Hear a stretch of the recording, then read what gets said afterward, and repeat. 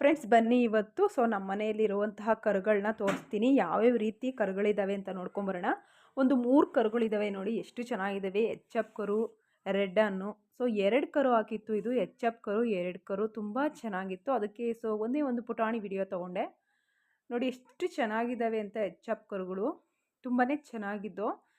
ಅದಕ್ಕೆ ನಿಮಗೆ ತೋರಿಸೋಣ ಅಂತ ಹೇಳ್ಬಿಟ್ಟು ನಾನು ವಿಡಿಯೋ ಮಾಡ್ಕೊಂಡಿದ್ದೀನಿ. ಇಷ್ಟ ಆದರೆ ಲೈಕ್ ಮಾಡಿ ಬನ್ನಿ. ಹಾಗೆ ಇದು ದನಿನ ಮನೆ. ಕರುಗಳನ್ನ ಕಟ್ಟೋಕ್ಕೆ ಇಲ್ಲಿ ಮಾಡಿರೋಂಥ ಜಾಗ ಇದು. ಈಚೆಗಡೆ ಇರುವಂಥ ಜಾಗ. ತೋಟದಲ್ಲಿ ದನಿನ ಮನೆ ಮಾಡ್ಕೊಂಡಿರೋವಂಥದ್ದು. ಇಲ್ಲಿ ಬಾಳೆಗೊನೆ ತುಂಬ ಚೆನ್ನಾಗಿ ಬಂದಿತ್ತು, ತುಂಬ ದೊಡ್ಡದಾಗಿ. ನೋಡಿ, ಇಲ್ಲಿ ಸ್ವಲ್ಪ ಮಟ್ಟಿಗೆ ನೀರಿಗೆ ಜೋಳ ಚೆಲ್ಕೊಂಡಿದ್ದಾರೆ ದನಿಗೆ. ತುಂಬ ಚೆನ್ನಾಗಿದೆ.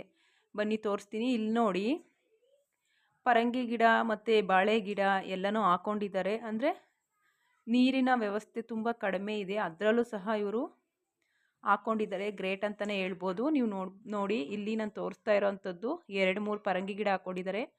ಈ ವಿಳ್ಯದೆಲೆ ತುಂಬ ಚೆನ್ನಾಗಿ ಬಂದಿತ್ತು, ಅದರಿಂದ ಒಂದು ಪುರಾಣಿ ವಿಡಿಯೋ ತೊಗೊಂಡಿದ್ದೀನಿ. ನಿಮಗೆ ಇಷ್ಟ ಆದರೆ ಲೈಕ್ ಮಾಡಿ.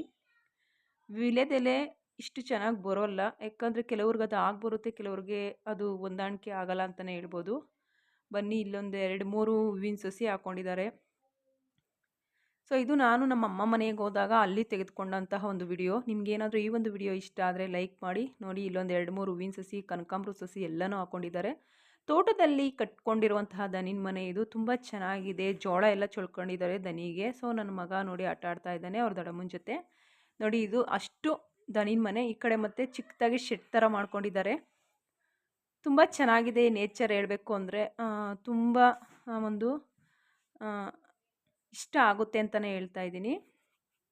ಒಂದು 4 ತೆಂಗಿನ ಮರ ಇದ್ದಾವೆ. ದನಗಳನ್ನ ಹಿಡ್ಕೊಂಬಂದು ನೀರು ಕುಡ್ಸೋಕ್ಕೆ ಕರ್ಕೊಂಬಂದಿದ್ದಾರೆ. ಇನ್ನೇನು ಹಾಲು ಕರೆಯೋ ಟೈಮ್ ಅಂತಲೇ ಹೇಳ್ಬೋದು. ನೋಡಿ, ಇದು ದನಿನ ಮನೆದು ಎಷ್ಟು ಚೆನ್ನಾಗಿದೆ ಅಂತ.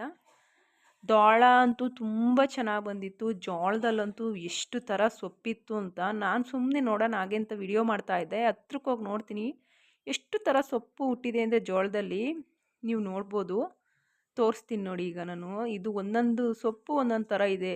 ಜಾಂಡೀಸ್ ಸೊಪ್ಪಾಗಿರ್ಬೋದು, ಇವೆಲ್ಲ ಮಶೆಪ್ ಸೊಪ್ಪು ಸಾರಿಗೆ ಹಾಕುವಂತಹ ಸೊಪ್ಪುಗಳಿವು. ತುಂಬ ಚೆನ್ನಾಗಿದೆ ನೋಡಿ ಸೊಪ್ಪು. ಕೆಲವರು ಅಂಗಡೀಲಿ ತೊಗೊಂಬಂದು ತಿನ್ನೋದಕ್ಕಿಂತ ಈ ರೀತಿಯ ಒಂದು ಜೋಳದಲ್ಲಿ ಬರುವಂಥ ಸೊಪ್ಪಾಗಿರ್ಬೋದು, ಹೊಲದಲ್ಲಿ ಬೆಳೆಯುವಂಥ ಸೊಪ್ಪನ್ನ ತೊಗೊಂಬಂದು ಮಾಡಿದ್ರೆ ಸಾರು ತುಂಬ ಟೇಸ್ಟಿಯಾಗಿರುತ್ತೆ ಅಂತಲೇ ಹೇಳ್ಬೋದು. ಈ ಒಂದು ನೇಚರ್ ವಿಡಿಯೋ ನಿಮಗೆ ಇಷ್ಟ ಆದರೆ ಲೈಕ್ ಮಾಡಿ, ಕಮೆಂಟ್ಸ್ ಮಾಡಿ, ಶೇರ್ ಮಾಡಿ. ಟೇಕ್ ಕೇರ್, ಬಾಯ್.